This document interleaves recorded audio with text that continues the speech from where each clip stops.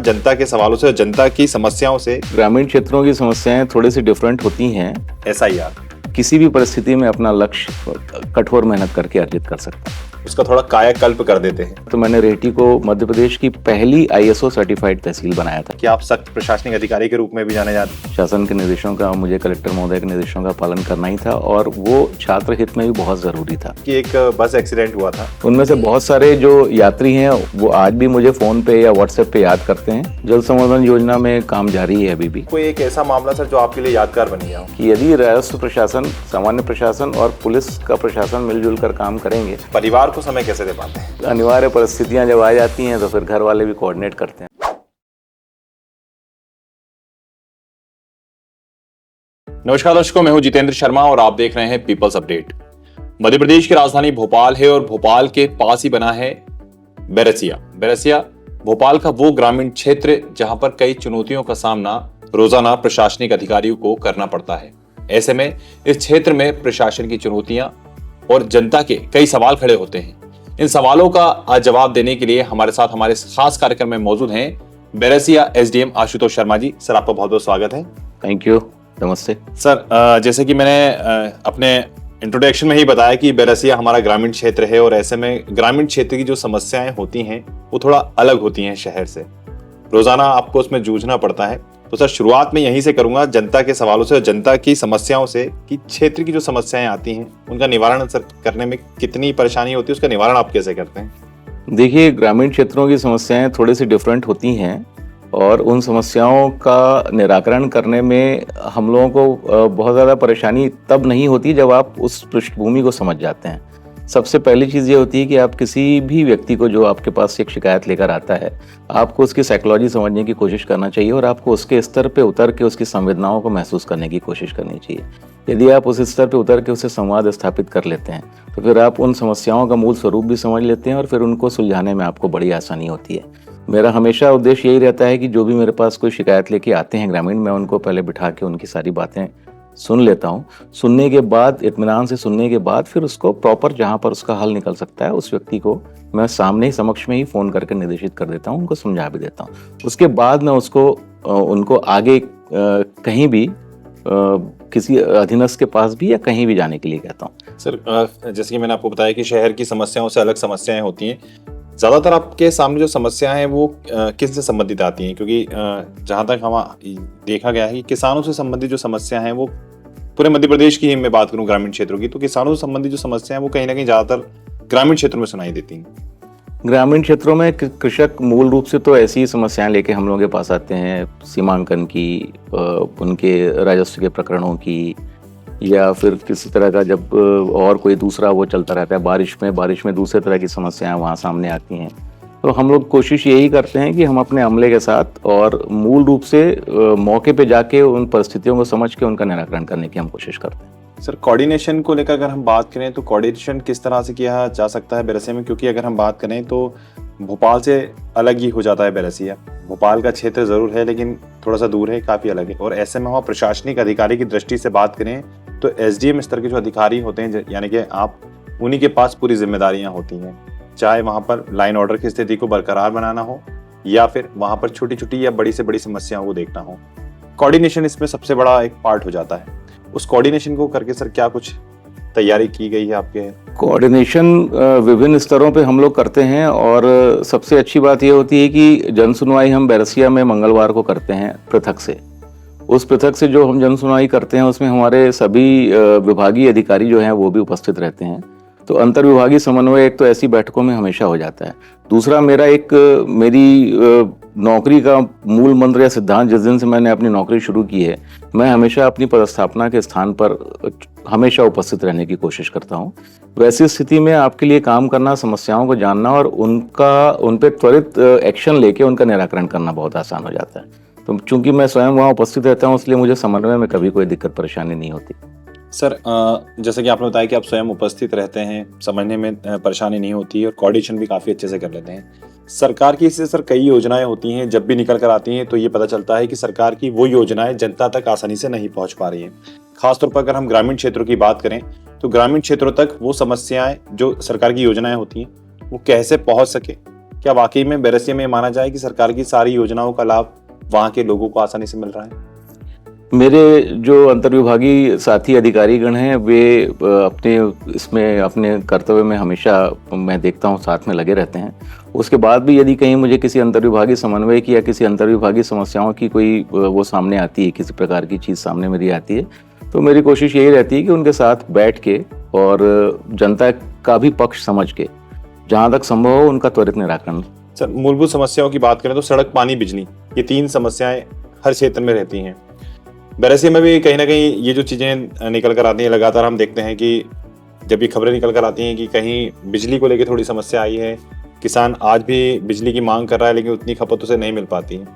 तो ऐसे में सर, जब किसान का एक आक्रोश नज़र आता है तो उस आक्रोश को आप किस तरह से हैंडल करते हैं? मैं थोड़ा सा यहाँ आपसे मैं थोड़ा सा असहमत होना चाहूँगा।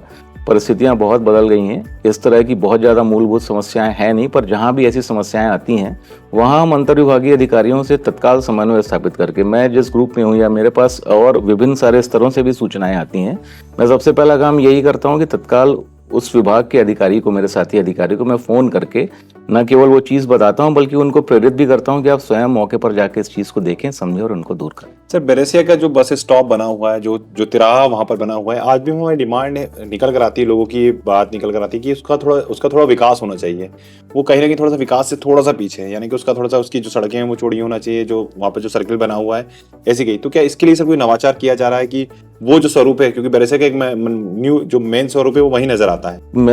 मेरी पदस्थगी के बाद मेरे कलेक्टर महोदय ने भी निर्देशित किया है मुझे इस चीज़ के लिए, और मैं और हमारा नगर पालिका का अमला लगातार इस बात के लिए प्रयासरत है कि वहाँ सड़कों पे अतिक्रमण यथासंभव कम हो। उसके लिए हम लोग बीच बीच में विशेष ड्राइव भी चलाते रहते हैं। इसके पहले भी मैंने वहाँ प्रयास किया था, तो आज स्थितियाँ सुधरी हैं और हमको पूरी उम्मीद है कि कुछ समय में हम लोगों को जागरूक भी कर लेंगे और वहाँ इस तरह की जो समस्याएं हैं वो थोड़ी सी हल हो जाएंगी। नेताओं से बन जाती है? देखिए, हम लोग तो सरकारी अधिकारी हैं और कोऑर्डिनेशन और संवाद हम लोगों को हर स्तर पर करना होता है, प्रशासन तभी चलता है।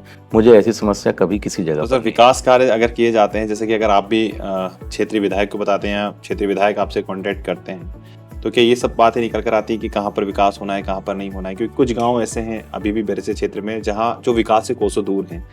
खासतौर पर अगर बात करें तो वहाँ पर सड़कों की थोड़ी सी कमी देखने को मिलती है, जो बहुत आसानी से हो सकती है। तो जब आपके राउंड लगते हैं तो इस प्रकार की समस्या आपके सामने जरूर ग्रामीण रखते होंगे कि सर ये बनवा दीजिए, ये कर दीजिए। तो वो कोऑर्डिनेशन आप फिर किस तरह से करके? देखिए, मैं अपना प्रशासनिक पक्ष देखता हूँ, अपनी उसका शासकीय सेवा का प्रशासनिक पक्ष देखता हूँ, और मैं फिर आपसे ये कहना चाहूँगा कि बीते सालों में परिस्थितियाँ बहुत अच्छी हुई हैं, बहुत सुदृढ़ हुई हैं, और जहाँ कहीं इस तरह की छोटी मोटी कोई बातें निकल के सामने आती हैं तो वो हम लोग अपने अंतर्विभागीय समन्वय से ही उनको दूर करने को। सर, यूरिया को लेकर हमेशा समस्या बनी रहती है ग्रामीण क्षेत्रों में। अभी हाल ही में बैरसिया की भी कुछ खबरें निकल कर आई थी कि यूरिया को लेकर किसान थोड़े से परेशान हुए थे। उस समय का कोऑर्डिनेशन सर किस तरह से फिर, क्योंकि कई बार हम देखते हैं कि अलग अलग जगहों पर जो तस्वीरें आती हैं उसमें मारपीट की तस्वीरें आती हैं, बल प्रयोग की तस्वीरें आती हैं। हालांकि बैरसिया में मैंने ऐसी तस्वीर नहीं देखी।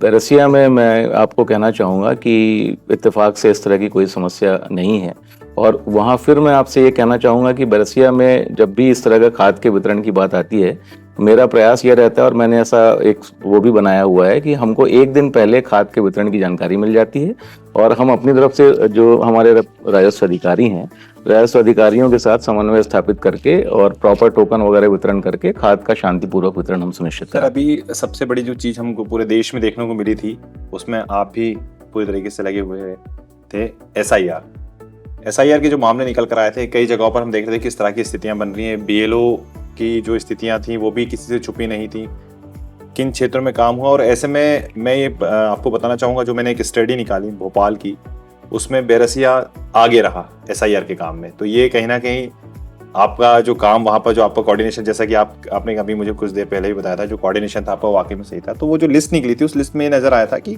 बैरसिया थोड़ा सा आगे रहा है। तो सर, एसआईआर का काम जहाँ पूरे देश के अंदर हल्ला मचा हुआ था, जहाँ लोग बीएलओ को लेकर परेशान थे, तो बीएलओ अपने काम को लेकर परेशान थे, ऐसे में आप बैरसिया को आगे ले गए, ये कैसे है सर कोऑर्डिनेशन हुआ? देखिए, इसका पूरा श्रेय मैं बैरसिया के जो 277 बीएलओ साहबान हैं उन बीएलओ साहिबान को, बीएलओ सुपरवाइजर साहिबान को, उनकी मेहनत, उनकी लगन को ही देता हूँ। उन लोगों ने स्थानीय परिस्थितियों को न केवल समझा बल्कि उन स्थानीय परिस्थितियों के हिसाब से दिन रात मेहनत करके काम किया। हमारे जिला निर्वाचन अधिकारी और कलेक्टर महोदय भोपाल श्री कौशलेंद्र विक्रम सिंह ने भी हम लोगों को समय समय पर बहुत ज़्यादा प्रेरित किया और उन्होंने भी काफ़ी मेहनत और श्रम से काम किया। कुल मिला के मैं केवल ये कहना चाहूँगा कि एक अच्छा टीम वर्क और टीम के साथ आपका हार्ड वर्क, एक सरल सीधी रेखा में यदि आप चलते हैं तो आप किसी भी परिस्थिति में अपना लक्ष्य कठोर मेहनत करके अर्जित कर सकते हैं। सर, आपके बारे में ये भी कहा जाता है, जो मैंने सुना है और एक दो जगह देखा भी है, कि आप जहाँ जाते हैं, जिस कार्यालय में जाते हैं, उसका थोड़ा कायाकल्प कर देते हैं वहाँ पर, ताकि वो लोगों के प्रति एक अच्छा कार्यालय बन सके, लोग वहाँ पर आ सकें, बातचीत कर सकें, उनसे चर्चाएं कर सकें। और उसका थोड़ा सा ये भी सुनने में आया कि आपको थोड़ा गार्डनिंग का शौक है, तो क्या आपने बेरसिया कार्यालय को भी इसमें इन्वॉल्व किया? बिल्कुल, मेरा मूल विश्वास इस बात को लेकर है, हम लोग जितना समय अपने घर में नहीं बिताते हैं उससे ज़्यादा समय कहीं हम अपने कार्यालय में बिताते हैं, पहली बात। दूसरी बात ये कि आपने देखा होगा कि जैसे जो सेना के ऑफिसेज या कार्यालय होते हैं, वहाँ पे आपको पुराने युद्धक विमान देखने को मिलेंगे, वहाँ पे आपको टैंकों के वो देखने को मिलेंगे, एक म्यूजियम जैसा वो बना के रखते हैं, जिससे पता चल जाता है कि ये किस विभाग से संबंधित कार्यालय है।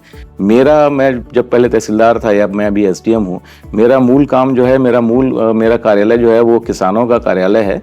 और किसानों का कार्यालय होने की वजह से मैं सबसे पहले तो ये चाहता हूँ कि मेरे दफ्तर में कोई भी किसान भाई आए तो वो वहाँ से एक जुड़ाव महसूस करे। तो मैं रेहटी में जब था तहसीलदार, तो मैंने रेहटी को मध्य प्रदेश की पहली ISO सर्टिफाइड तहसील बनाया था। मुझे इसका श्रेय है और जिसके लिए मुझे सम्मानित भी जिला स्तर पर किया गया था। उसके बाद मैं बुधनी में तहसीलदार रहा, बुधनी में भी मैंने यही काम किया और वर्तमान में बैरसिया में भी मैंने अपने ऑफिस को और तहसील के पीछे के खाली पड़ी हुई जगहों को प्लांटेशन करा के काफ़ी हद तक नया स्वरूप देने की कोशिश की है। सर, जैसा कि आपने बताया कि आपने काफ़ी नया स्वरूप देने की कोशिश की है, लेकिन आपके इस अच्छाई काम के एक पीछे का एक चेहरा अलग भी है कि आप सख्त प्रशासनिक अधिकारी के रूप में भी जाने जाते हैं। जब आप भोपाल में MP नगर में SDM थे, उस दौरान कोचिंग सेंटर्स पर जो कार्रवाई की गई थी वो भी किसी से छिपी नहीं है। देखिए, कोचिंग सेंटर्स पर उस समय कार्रवाई लाजिमी थी, समय की मांग थी, शासन के निर्देश थे। सबसे पहली बात, शासन के निर्देशों का, मुझे कलेक्टर महोदय के निर्देशों का पालन करना ही था और वो छात्र हित में भी बहुत ज़रूरी था। मैं MP नगर में SDM था, सौभाग्य से मुझे ये मौका मिला और फिर मैंने जाके कोचिंग इंस्टीट्यूट्स में जब स्थितियां देखी, तो जहां मुझे कुछ खराबी नज़र आई या जहां मुझे ऐसा लगा कि इस चीज़ को इग्नोर करने से परेशानी हो सकती है, तो मैंने वहां कोचिंग इंस्टीट्यूट के जो मालिकान थे, जो कोचिंग इंस्टीट्यूट्स के साहिबान थे, उन लोगों को भी साथ में लेके छात्रों के हित में अच्छी कार्रवाई की और मुझे इस बात का संतोष है कि मैंने कोचिंग इंस्टीट्यूट्स में छात्र हित में बहुत सारे अच्छे काम किए।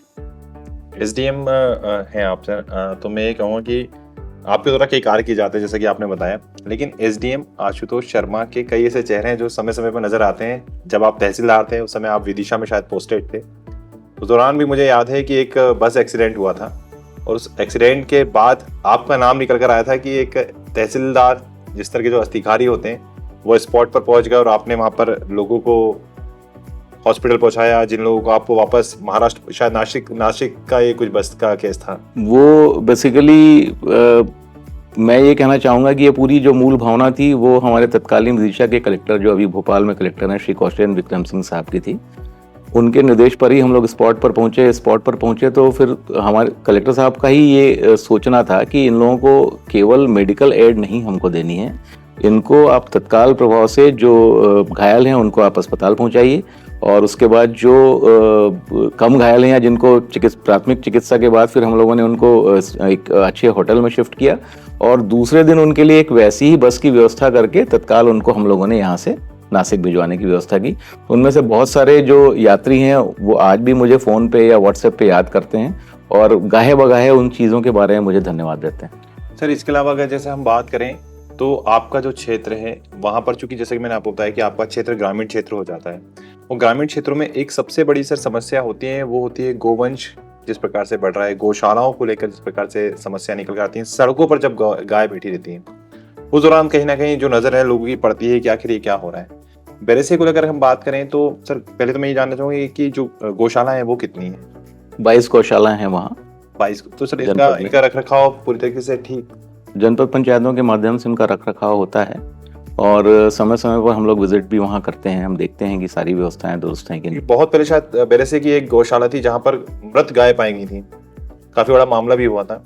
ऐसे में वहाँ कहा गया था कि मॉनिटरिंग, जैसे कि आपने बताया कि हम समय समय पर जाते रहते हैं, तो सर क्या इनको और बढ़ाने की कुछ ऐसी तैयारी है कि गायों को उनका स्थान या घर आसानी से मिल जाए?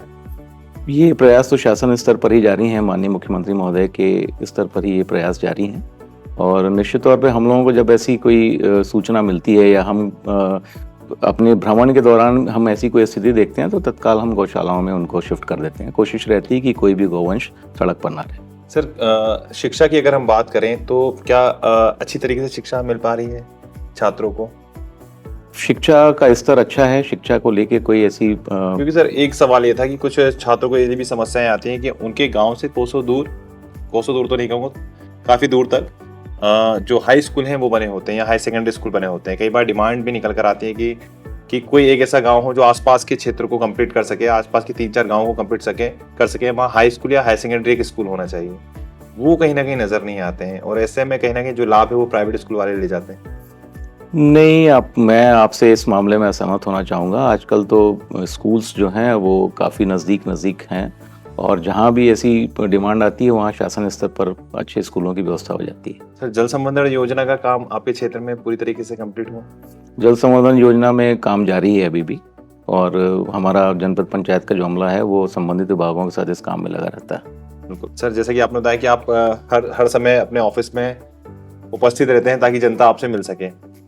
अगर जनता से ही मैं चाहूँगा कि अगर जैसे कि आप जनता को कुछ बताना चाहेंगे कि वो कैसे आ सकते हैं, क्योंकि कई बार क्योंकि आपका जो क्षेत्र है सर वो ग्रामीण क्षेत्र है, लोग ये डरते हैं कि हम कैसे मिलेंगे, साहब बैठे हैं, साहब डांट ना दे, चिल्ला ना दें, तो थोड़ा सर आप एक बार अपने क्षेत्रीय जनता से मैं आप लोगों को आश्वस्त नहीं करना चाहूँगा, बल्कि मैं ये वादा करना चाहूँगा कि अनुविभागीय अधिकारी बैरसिया का जो ऑफिस है वो आम जनता के लिए, आम नागरिकों के लिए सबसे पहले सर्वप्रथम उन्हीं का हक अधिकार उस पर है और मैं बैरसिया का अनुविभागीय अधिकारी होने के नाते 24 घंटे वहाँ उपलब्ध हूँ और आप कभी भी मुझसे संपर्क कर सकते हैं, किन्हीं भी समस्याओं के लिए मुझसे संपर्क कर सकते हैं। जो मेरे स्तर की समस्याएं हैं मैं उन सभी समस्याओं को सुलझाने में आपके साथ हूँ। सर लेकिन मैं आपसे जानना चाहूँगा कोई एक ऐसा मामला सर जो आपके लिए यादगार बन गया हो? मेरी भोपाल पदस्थापना के दौरान एक मामला मेरे सामने आया था, हालांकि वो पूरी तरह से राजस्व का मामला नहीं है और यदि उसको पुलिस विभाग ने, गृह विभाग ने वो हैंडल किया होता तो वो शायद कोई बहुत ख़ास मामला भी नहीं है। मेरे पास, मैं जब एसडीएम हुजूर था तो मेरे पास एक मैसेज आया है कि कोई एक बालक है 10 साल का जो चंद्रपुर में है पिछले 4 महीने से और वो सिर्फ ये बता पाता है कि मैं भोपाल का रहने वाला हूँ। चंद्रपुर यानी महाराष्ट्र? चंद्रपुर यानी महाराष्ट्र। तो वहाँ जो सीनियर आईएएस हैं उनने मुझे कांटेक्ट किया और उनने मुझे व्हाट्सएप पे वो मैसेज भेजा। मैंने जब वो मैसेज देखा तो इत्तेफाक से मुझसे बड़े वाले भाई श्री अनुराग शर्मा जी उस समय एडिशनल कमिश्नर थे भोपाल में, मैंने उनको वो फ़ोटो और वो मैसेज फॉरवर्ड किया कि भाई साहब इसमें कुछ मदद हो सकती है क्या। वो मैसेज उन्होंने अपने नीचे डाउन द लेन फॉरवर्ड किया और एक बात जानकारी निकल कर ये सामने आई कि निशातपुरा थाने में गुमशुदगी दर्ज है इस बालक की और वो लोग भी जानना चाहते थे कि भाई यदि बालक पता चल गया हो तो आप इसको तत्काल वो करें। ये सारी जानकारी मैंने जैसे ही चंद्रपुर में उनको भेजी, हमारे जो आईएएस साहिबान थे उन्हें तत्काल कोऑर्डिनेट किया और 3 दिन के अंदर वो बालक वापस यहाँ आ गया। तो मुझे खुशी हुई। वो प्योरली मेरा काम तो था नहीं, लेकिन इत्तेफाक से पुलिस और प्रशासन के सहयोग से ये काम हो गया और इसमें जो संदेश छुपा हुआ है वो यही छुपा हुआ है कि यदि राजस्व प्रशासन, सामान्य प्रशासन और पुलिस का प्रशासन मिलजुल कर काम करेंगे तो बहुत सारी समस्याओं का हल संभव है। एक चीज़ और भी निकल कर आई जहाँ तक मुझे भी लगा कि एक जिम्मेदार नागरिक होने की भूमिका भी शायद आपने निभाई। बिल्कुल, मैं कोशिश यही करता हूँ कि यदि मेरे पास कोई समस्या आई है और वो मेरे विभाग से संबंधित नहीं भी है तो भी मैं उसको किसी एक्सटेंट तक हल करने की कोशिश करता हूँ। क्योंकि सर आपने बताया कि आप हमेशा अपने कार्यालय में उपस्थित रहते हैं, आपका क्षेत्र भी काफ़ी बड़ा है, कई सारे ग्रामीण क्षेत्र आपके पास आते हैं, तो सर ऐसे में परिवार को समय कैसे दे पाते हैं? देखिए, परिवार तो कहीं ना कहीं साथ में हमेशा रहता ही है और हम लोग जब प्रशासनिक सेवाओं में आते हैं तो हमारी पहली प्राथमिकता प्रशासन के साथ मिलके शासकीय योजनाओं के क्रियान्वयन और जनता के काम करने की रहती है। कोशिश करते हैं साथ में कोऑर्डिनेशन करने की, समन्वय स्थापित करने की। कभी ऐसा हुआ है कि आप घर पे थोड़ा सा बता के आए हैं कि बस शाम को जल्दी आ रहा हूँ, पहुँच नहीं पाए? कई बार ऐसा होता है। फिर क्या होता है? अनिवार्य परिस्थितियां जब आ जाती हैं तो फिर घर वाले भी कोऑर्डिनेट करते हैं, समझ जाते हैं कि मैं किसी ऐसी जगह पे हूँ जहाँ से मैं तत्काल वापस नहीं आ सकता हूँ। सर इसके अलावा अगर हम बात करें तो कुकिंग आपको पसंद है या फिर कुछ अच्छी डिश खाना पसंद है? मैं बहुत सादा सिंपल खाना पसंद करता हूँ और मैं वेजिटेरियन हूँ और मेरी कोशिश यही रहती है कि घर का बना हुआ साधारण दाल चावल रोटी सब्जी इस तरह की चीज़ें लूँ। तो सर हॉबी की अगर हम बात करें तो आशुतोष शर्मा जी की हॉबीज़ क्या है? मेरी हॉबीज़ जो हैं वो गार्डनिंग मेरा पैशन है। मैं जब स्कूल में था तब से मेरी माँ भी बहुत अच्छी वो हैं, एक तरह का उसमें रुचि रखती हैं और उन्होंने मुझे ये चीज़ दी, ये मैं कहूँगा। और गार्डनिंग मेरी हॉबी है, मेरा जुनून है। मैं अपने घर पे भी जहाँ मुझे वक्त या मौका मिलता है, मैं आमतौर पे सब्जियों वगैरह के लिए भी खुद ही लगा लेता हूँ अपने काम लायक सब्जियाँ और फूल पत्तियाँ, इस तरह की गार्डनिंग तो मैं करता ही हूँ।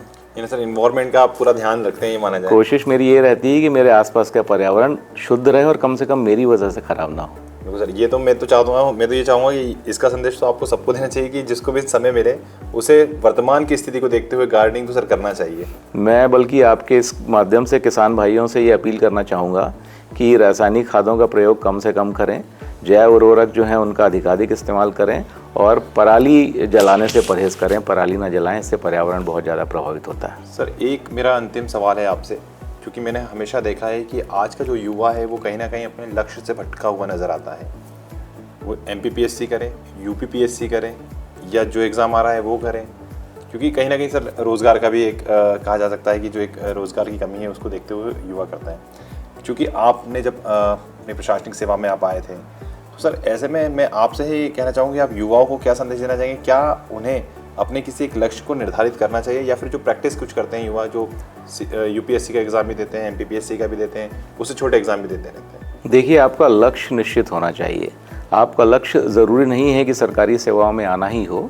आपका लक्ष्य कुछ भी हो सकता है, पर आपका लक्ष्य निश्चित होना चाहिए और उस लक्ष्य को सामने रख के आपको लगातार मेहनत और मेहनत करना चाहिए, प्रयास करना चाहिए, तभी आप अपने लक्ष्य को प्राप्त करने में सफल होंगे। मैं केवल ये कहना चाहता हूँ, पूरी मेहनत करिए और सोशल मीडिया से दूरी बना के रखिए। सोशल मीडिया में बहुत ज़्यादा इन्वॉल्व होना अच्छी बात नहीं है। बिल्कुल सर, सोशल मीडिया से, क्योंकि आपने बोला कि सोशल मीडिया में इन्वॉल्व होना है, हम लोग देखते हैं कि आज का जो युवा है वो रील्स में ज़्यादा उलझा हुआ है। रील्स देखना या फिर तमाम चीज़ें करना, सपने बड़े हैं, बनना सब कुछ है, लेकिन जैसा कि आपने बताया कि सोशल मीडिया में उलझा रहता है। तो सर थोड़ा इसके अगर नुकसान भी आप बता देंगे युवाओं को अपनी तरफ से, और फ़ायदे क्या हो सकते हैं इसको अलग हटाकर, अगर सोशल मीडिया से वो दूर रहेंगे तो किस तरह से फ़ायदा पा सकते हैं? देखिए, ये भी तकनीक है और तकनीक को आप पूरी तरह से अवॉइड नहीं कर सकते हैं। आप सिर्फ ये कर सकते हैं कि आप इन चीज़ों के लिए एक समय निर्धारित कर दें, उस समय से ज़्यादा समय इन चीज़ों को ना दें। सोशल मीडिया पे ओवर एक्टिव होना भी वैसे ही खतरनाक है जैसे किसी भी चीज़ की अति खतरनाक होती है। तो सर आपने प्रशासन की तरफ से जनता की जो आवाज़ रखी है उसके लिए आपका बहुत बहुत धन्यवाद, और मैं आशा करता हूँ कि विकास और जवाबदेही का ये जो सिलसिला है वो यूं ही आगे चलता रहे। तो हमारे साथ मौजूद थे बेरसे के SDM आशुतोष शर्मा जी, जिन्होंने काफ़ी सफलता के साथ अपनी कहानी को भी बताया। इसके साथ ही उन्होंने ये भी बताया कि किस तरह से उन्होंने अपने कार्यों को किया है, क्षेत्र में विकास कार्यों को किस तरह से वो आगे बढ़ावा दे रहे हैं, और एक सरल भाव में उन्होंने हर एक प्रश्न का जवाब भी दिया। तो अगली बार फिर मिलेंगे हमारे इस खास कार्यक्रम में, किसी नई शख्सियत से आपको मिलाएंगे। तब तक के लिए मुझे और मेरी पूरी टीम को दीजिए इजाज़त। नमस्कार।